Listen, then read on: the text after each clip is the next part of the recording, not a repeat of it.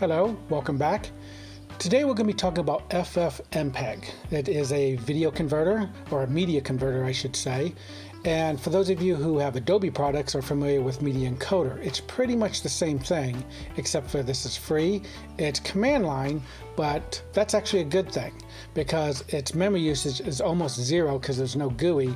It's scriptable, so you can actually create your own little mini converter programs for it. And the speed, it is insanely fast by comparison to Media Encoder. At the end of this video, we're going to convert a 1100 frame shot that is 4K from a video to an image sequence, and you're going to see how insanely fast it is. So without further ado, let's get started. I'm going to run you through the basics before we get into the actual scripting and the flags and the commands. So let's start out with the basics and let's get started. Okay, here we are. So before we can start encoding with ffmpeg, you need to download it first. And here we are at ffmpeg.org. This is open source software, so that means it is free. Okay, and it comes on all the 3 flavors, Linux, Windows, and Mac. So download whatever version you need, install it, go through the usual install process, and then you'll be ready to go. Now the first thing we need is a command line to get started. So Mac users use terminal. Windows users use the command prompt. Alright, now we need some footage to play around with. So we'll go ahead and to my little tutorial directory here. And first things first, we need to understand the basic principles of ffmpeg. In order to use it, you got to call it ffmpeg, and then you have to tell it what to import or to start with, and that would be I for import. So we're going to take this movie sequence here.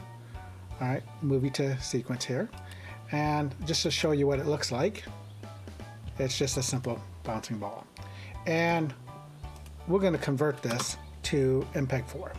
Okay, so we'll go ahead and drop it in the same directory. There you go, and call it mp4 convert.mp4. It doesn't really matter what you call it. This is actually the most important, is its extension. So ffmpeg knows what to do with it. So go ahead and hit enter. Oh. Enter. There we go. So there we go. And now it's converted to an mpeg4. And let's go ahead and open up Photoshop After Effects, and take a look at our players involved. So let's grab both of these. All right. So here's our original sequence, 23976, and mpeg4, 23976, 1920 by 1080. So that is all cool and dandy. So let's go ahead next and go to image sequence. All right, so we want to convert this to an image sequence, or a bouncing ball into an image sequence.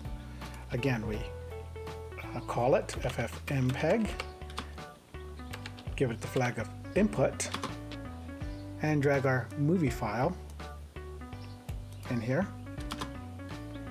and we're going to drop it into this same directory for backslash.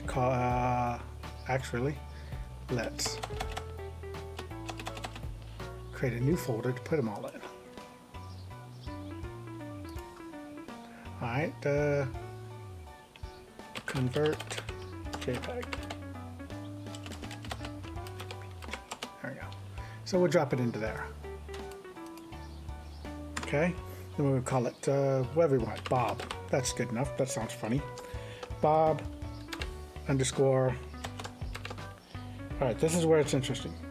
Percentage 04D.jpg. What the percentage 04D is, it's frame padding.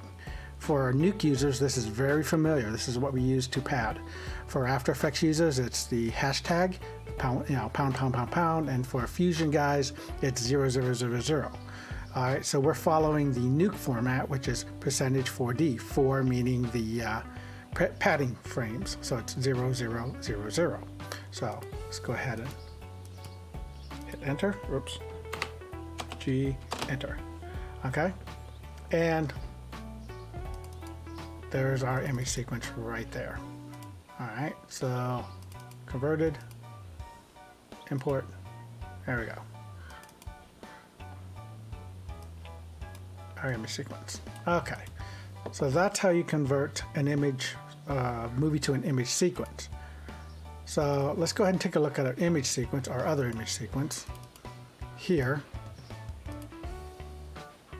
And we're going to convert this into a movie file. And the reason why I'm holding this on last, because there's a lot of caveats going from image sequence to a movie. All right, so let's go ahead and back to our command line. Go to our folders that we need. All right, so we go call our command ffmpeg, get our input flag. All right, we grab the first frame of our movie sequence. Oops, I'm having mouse problems today. All right, we have to get rid of the frame padding here. So there's 1, 2, 3, 4, 5. We need the exact same number in our code, which is %05D. 05D. Okay. And let's go ahead and drop this into the same directory. That way it's easier to find. And call it green square dot move. Right? And then it's made a green square dot move. See right here. So let's go ahead and take a look at that. And it's a movie file. Woohoo. Now, look here. It says 25 frames per second. By default, ffmpeg renders image sequences as 25 frames per second. Now we need to fix that by doing this. So we do our call command like before. Now before we hit -I for input, we gotta do frame rate.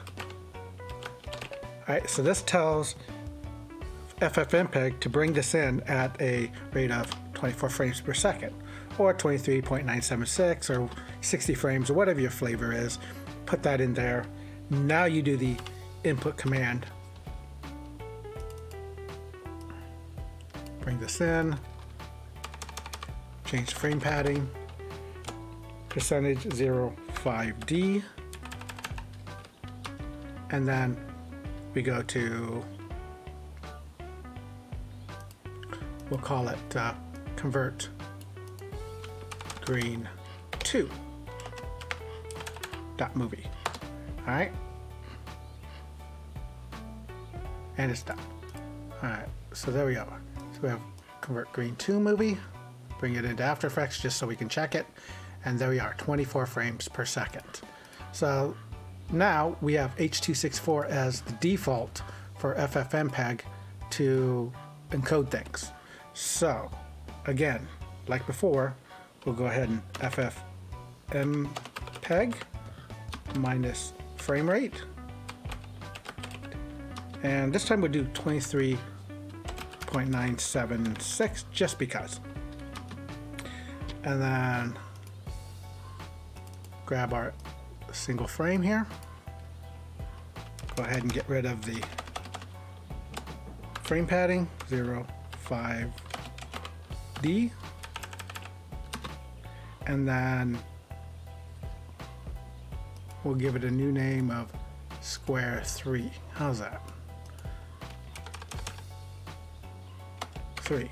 Now, before we put its output in, we do have to flag it. We want to go codecs, or sorry, video codecs, and then we'll do motion JPEG. There we go. All right, as the codecs. Hopefully I spelled that right. Enter.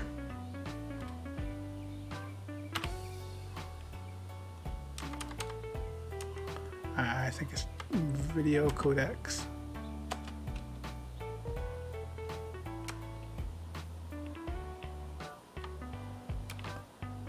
Oops, I forgot the -I. There we go.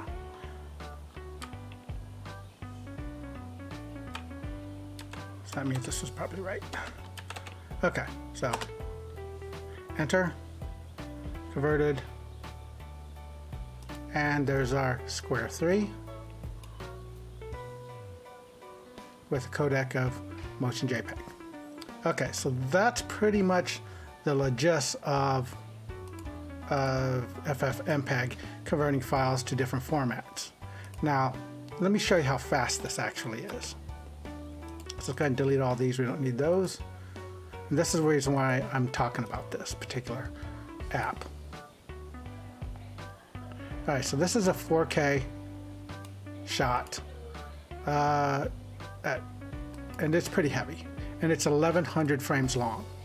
Okay, as I'm clicking through here, you can see it's having a hard time updating because it's pretty big. There we go, we finally updated. So yeah, this is a 4K shot. We're going to convert to JPEG sequence that we could use maybe as a proxy when we're working with it, because this is a lot of footage to be pushing through. So let's create a new folder. Call it 4K JPEG. Okay, and call our command. And while this is doing its thing, so we'll grab our 4K movie. All right, space. Put it in this directory, and we'll call it Bob for whatever reason. It don't matter. _ %05d.jpg. Okay, so we're going to convert this 4K movie over to a JPEG sequence and use it as a proxy so we can mess around with our movie file. So here we go, hit enter, and here we go. So we're at 13, 19, 25. So it's cooking through there. So we'll let that cook. So the reason why you want to know all these commands and all the different flags is you can build various scripts with them. Okay, so some of the scripts I've created are things like this. So, all right, so those of you who use OB Studios get these MKV files, right? And so I've created a script in Python calling out this command that we're doing in the command line. All right, so it calls that command, and all I have to do is double click this, and it converts all my movie files to, or MKV files to movie files that I can use in my edit program. So that's kind of the one reasons why I want to teach everybody how to use ffmpeg. There is a lot of Python involved here, so that's probably another tutorial to create this actual exe. But you can run that same command that I created through a for loop inside the script, and it'll do it for you. Again, this is more advanced stuff to be talking about. The other thing I use it for is for shot databasing. So if you got all these videos here and you're using like Shotgun or Frame.io and you're creating your database, you need thumbnails of all these images, right? So you can go into Media Encoder, select one frame, and that gets tedious. Again, with ffmpeg, I've created a little script with Python to double click, and within minutes, look at that, it's created thumbnails for me. And I've set it to the second frame of the shot, so intro.move, intro.jpg, so it keeps the name of the file, and that's it. Now, if you didn't notice, this thing just got done, like right now. 1100 frames, 4K to a JPEG conversion. Don't believe me? Here they are. So where do we call it? 4K JPEG? There they are. And now, double click those, and we can use those as a proxy, and we can scrub through it so much faster. So much faster. So that is the power of ffmpeg. I encourage you guys to look into it.